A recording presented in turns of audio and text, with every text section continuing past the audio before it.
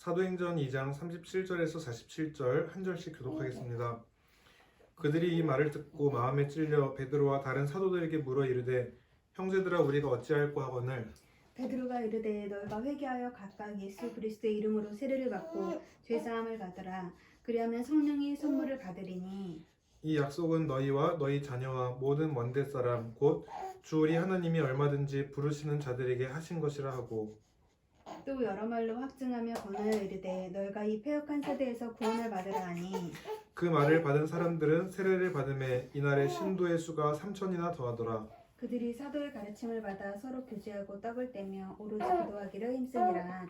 사람마다 두려워하는데 사도들로 말미암아 기사와 표적이 많이 나타나니 믿는 사람이 다 함께 있어 모든 물건을 서로 통용하고 또 재산과 소유를 팔아 각 사람의 필요를 따라 나눠주며 날마다 마음을 같이하여 성전에 모이기를 힘쓰고 집에서 떡을 떼며 기쁨과 순전한 마음으로 음식을 먹고 하나님을 찬미하며 또 온 백성에게 칭송을 받으니 주께서 구원받는 사람을 날마다 더하게 하시니라. 아멘. 아멘.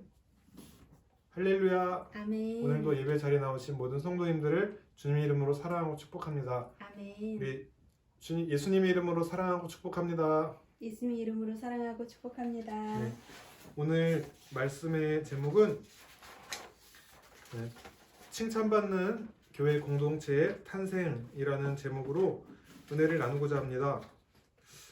오늘 본문은 베드로가 이제 오순절 마가 다락방 사건 이후에 사람들이 방언을 하니까는 어떤 사람들은 술 취했다 이렇게 오해를 하니까 이제 베드로가 오순절에 설교를 하는 거예요. 그래서 설교를 할 때에 놀라운 일이 일어났습니다. 베드로가 비록 배운 것이 그렇게 많지 않다 할지라도 성령의 능력으로 하니까는 야, 저 사람은 보통 사람이 아니다 라고 말하는 사람도 있었고, 오늘 말씀을 보면은 3,000명이 또 세례를 받고 신도가 되었다라고 합니다. 사람이 또한 서로 공동체의 필요에 따라서 내 있는 물건을 기꺼이 나눠주는 그러한 믿음의 공동체, 또 예배 공동체, 교회 공동체가 생겨난 것도 이 성령 강림 이후에 또 이렇게 나타난 일입니다. 이렇게 성령 강림을 통해서 칭찬받는 교회 공동체가 탄생됐습니다.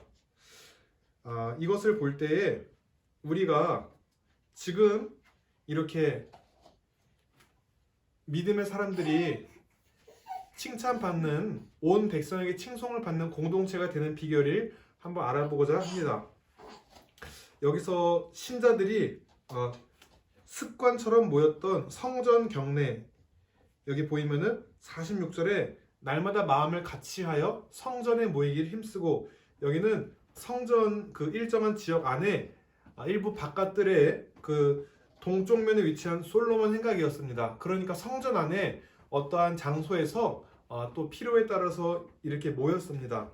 그런데 초대교회 공동체는 특징이 서로 떡을 떼며 공동 식사가 중요했기 때문에 날마다 그 성전 안에 솔로몬 행각에서는 그 모임을 할 수가 없었습니다. 그래서 집집이 돌아다니면서 말씀을 증거했습니다. 46절에 집에서 떡을 떼며, 이 떡을 떼며라는 표현은 평범하게 밥을 나눠 먹었다라는 표현도 되지만, 이 구절이 또 의미하는 바는 주의 만찬, 성만찬을 하였다라는 것을 볼 수 있습니다. 그래서 이 초대교회 공동체는 신자들이 서로 떡을 떼면서 예수님의 희생과 또 그분의 명령, 또 죄의 용서와 새 언약을 기억하면서 그 믿음을 확립시켜가는 그러한 시간이었던 것입니다. 저도 이제 가정교회를 이렇게 섬겨 나가 보면서 지금도 여러 가정교회 책들을 읽어 나가고 있는데, 공부를 하면 할수록 그때 초대교회 당시에 성만찬뿐만 아니라 세례와 모든 예배의 사역들이, 나눔과 또 은사와 각양의 은사들이 그곳에서 일어났음을 또 보게 됩니다.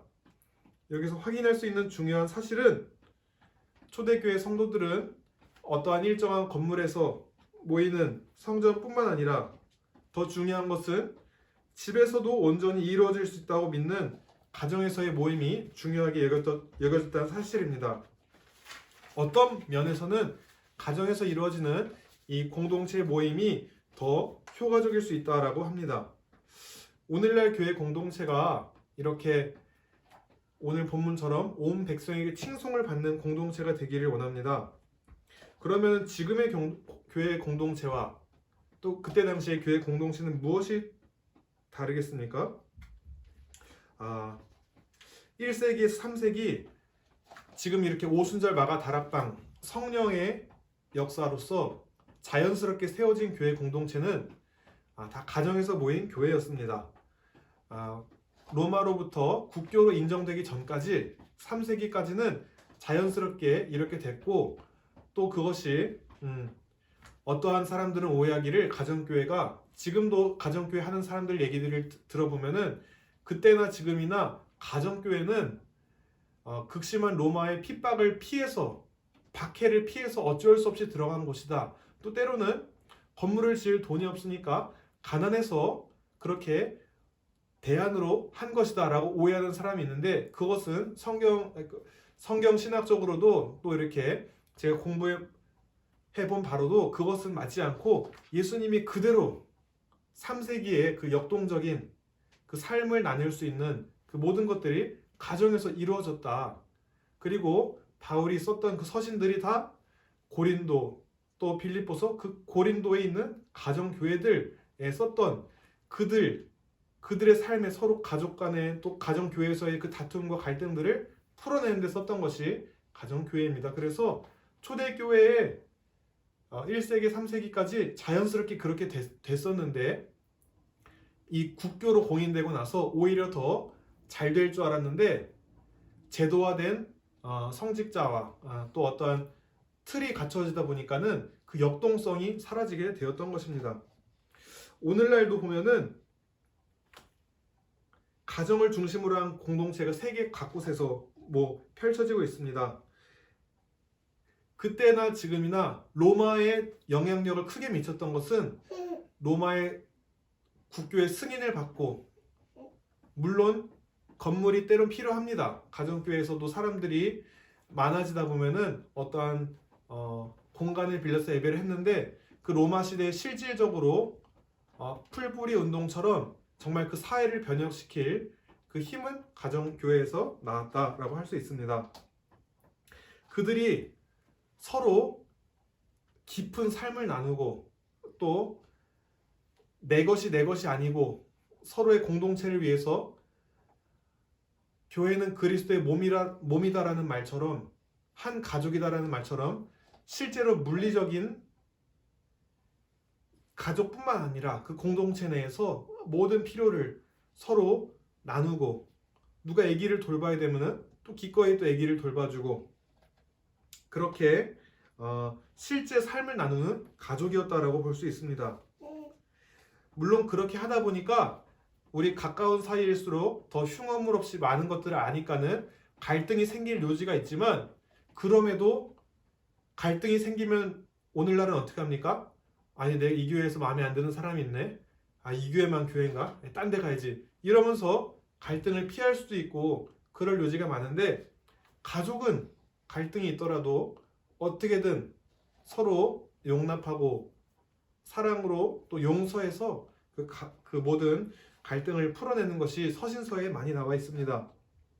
그리고 지금은 이렇게 어떠한 물론 목사가 해야 될 일도 있지만은 그 성도들이 중심이 돼서 그 가정에서 직접 교회를 인도하면서 큰 틀의 형식은 있지만 예배가 꼭 몇 시에 끝나야 된다. 예배가 어떤 형식으로 돼야 된다. 그게 아니고 큰 틀만 정해지고 끝나는 시간도 성령께서 인도하신 대로 열어놓았던 그렇게 역동적인 하나님이 제한 없이 일하실 수 있는 예배 공동체였다라는 것입니다.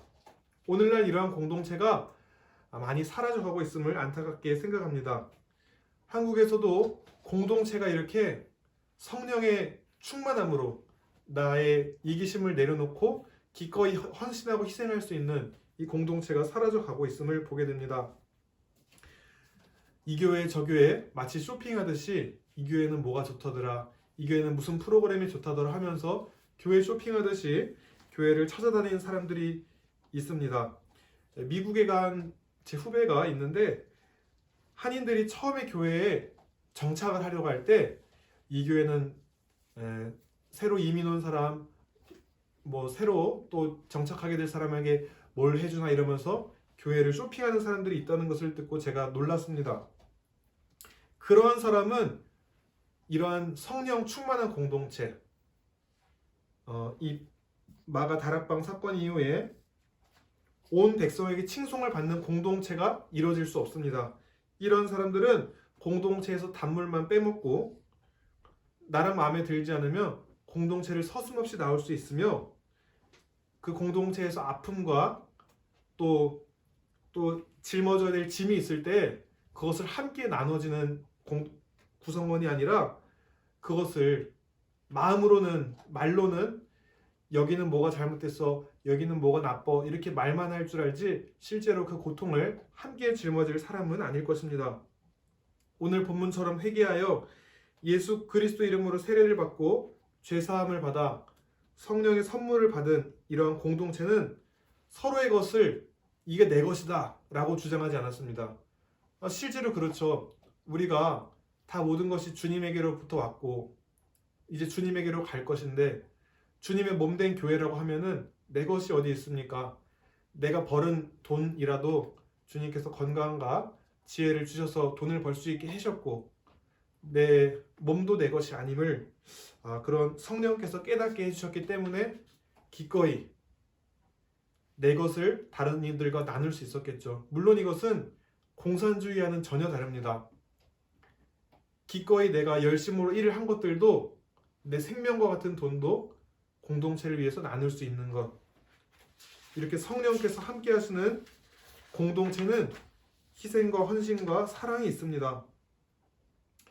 우리가 이렇게 오늘날에도 어떻게 칭찬받는, 온 백성에게 칭송받는 교회 공동체를 세울 수 있을까 하면서 제가 이렇게 가정교회에 대해서 지금 이렇게 실제로 하고 있으면서 또 그런 귀한 가정교회를 하는 사역자를 만나서 교제하면서 제가 많이 이론적으로 실무적으로 정립이 되어 가고 있습니다. 우리가 이렇게 사도 바울같이 순회하면서 각 지역에 있는 가정교회들을 바르게 인도하고 지도할 사람도 필요하지만, 진짜 중요한 것은 평신도나 목회자는 상관없이 오히려 평신도가 주가 되어서 각 가정에서 이렇게 예배를 드리고 인도하고 그렇게 자발적으로 섬기는 일이 있을 때에 놀라운 양적, 질적 부흥과 칭찬받는 교회 공동체가 많아져서 로마 사회를 흔들게 했듯이 좋은 의미로 지금도 그런 일이 일어날 줄 믿습니다. 믿음의 공동체는 세상과 구별되어야 됩니다. 믿지 않는 자들이 궁금해합니다. 도대체 믿으면 뭐가 달라? 할 때 믿는 사람이 똑같은 그 믿음의 공동체를 봐도 똑같이 거짓말하고 똑같이 나쁜 짓 하면은 결코 매력이 없습니다. 뭐 의미가 없습니다. 따로 공동체를 두는 의미가 없습니다. 그러나 우리가 이 공동체가 천국을 소망하는 공동체로서 지금 천국을 살아내고자 그것을 조금이라도 보여줄 수 있는 공동체라면은 그 공동체를 통해서 온 백성에게 칭송을 받을 것이고 그 공동체를 통해서 하나님 나라가 확장될 것입니다. 제가 가정교회를 많이 얘기했는데 가정교회만이 정답은 아닙니다.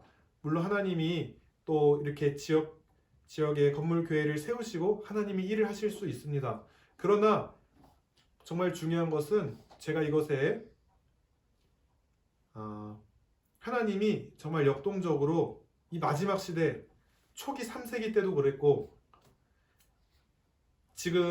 지금에서도 그 교회사를 보면은 로마가 국교된 이후에 제도화되고 이렇게 형식화된 것들을 깨려는 노력들이 무수히 많이도 있었어요. 그런데 주님 다시 오실 날이 가까워질수록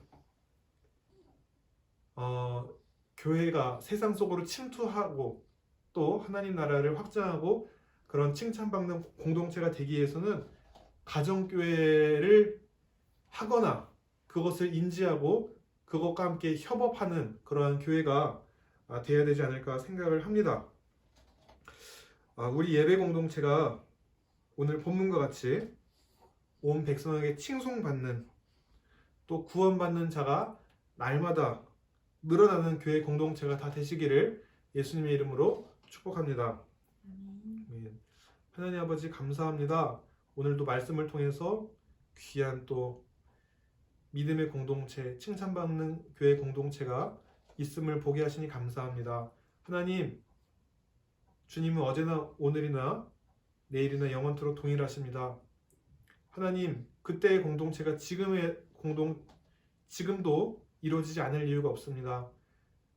이곳에 함께 예배드리는 각 사람의 처한 가정이 예배 공동체가 이러한 성령 충만한 교회 공동체가 될 수 있도록 도와주세요.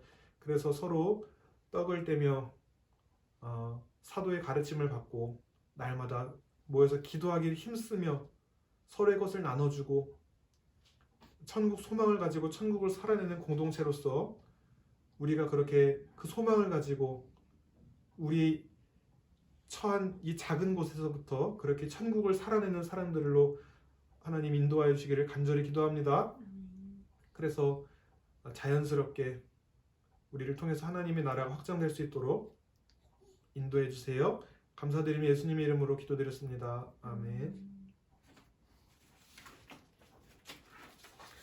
찬송가